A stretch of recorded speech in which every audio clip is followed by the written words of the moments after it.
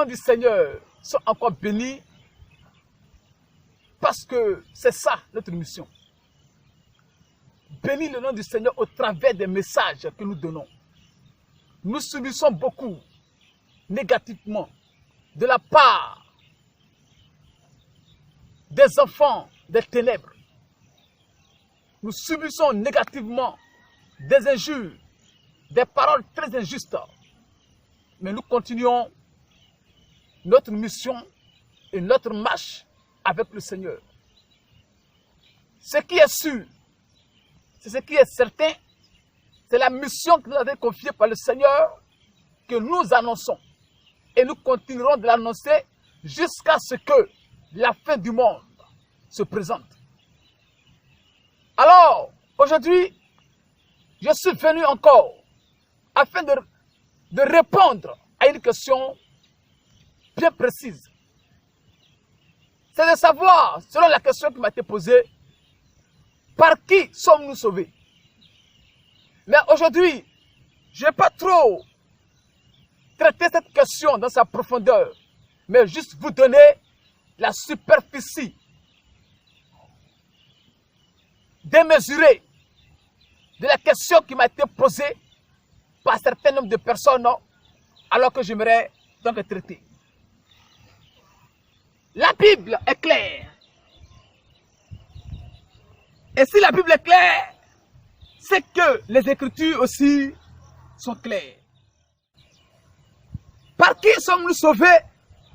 Tout simplement, je dirais que la personne qualifiée, le prophète qualifié, la divinité qualifiée pour sauver l'être humain est la personne de Yeshua, le Mashiach, Jésus-Christ de Nazareth, qui a donc posé l'action du salut, cette œuvre salutaire depuis la croix à Golgotha, là où le prix a été payé pour le salut de tous les humains. Comprenez tout d'abord que le nom de Jésus-Christ vient de l'hébreu. Jésus vient de l'hébreu, c'est une forme gracisée du mot ou du nom hébraïque Yeshua, qui veut dire Yahvé sauve. Ça, c'est la définition du nom de Jésus. Maintenant, le Christ vient du grec Christos. Tout simplement, qui signifie le oint. Donc, Yahvé sauve que Jésus, et Christ du grec qui veut dire le oint. Donc, Jésus, sa venue sur la terre, il était oint pour une mission spécifique, pour le salut de l'humanité. Donc, vous comprenez avec moi, mes frères, que la seule personne, la seule entité, la seule divinité, dans le ciel et sur la terre, par laquelle nous devons être sauvés, ou par laquelle nous sommes sauvés,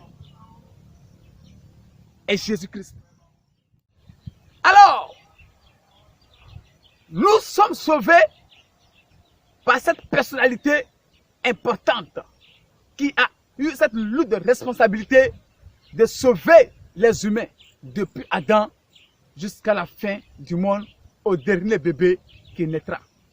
Le salut ou le salut de ces personnes a donc été payé par Jésus-Christ.